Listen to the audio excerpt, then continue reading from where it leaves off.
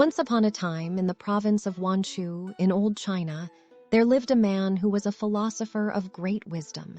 He owned a horse which he cherished dearly, but one morning he found the stable door wide open and the horse was gone. The man's neighbors came to console him on his loss, but to their surprise, the philosopher merely shrugged his shoulders and said, "My loss may be for the best." The neighbors were confused by his response and wondered how losing a valuable possession like a horse could be for the best. To their amazement, the horse returned several days later, accompanied by another horse. When the good news spread throughout the village, everyone wanted to congratulate the man on his good fortune.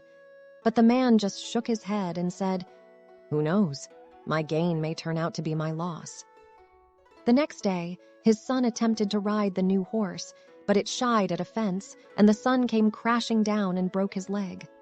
The neighbors came once again to offer words of sympathy, but the man smiled and said, "The accident may turn out to be my son's gain. Who can tell?" Within days, all the able-bodied young men in the village were called to go and fight a band of marauders who were pillaging the countryside. The invaders proved to be too strong, and not one young man returned to the village. Only the philosopher's son, who was now limping on his crutch, survived and returned home. The man's neighbors were amazed and could not understand how the philosopher could remain so calm and collected through all the ups and downs of life.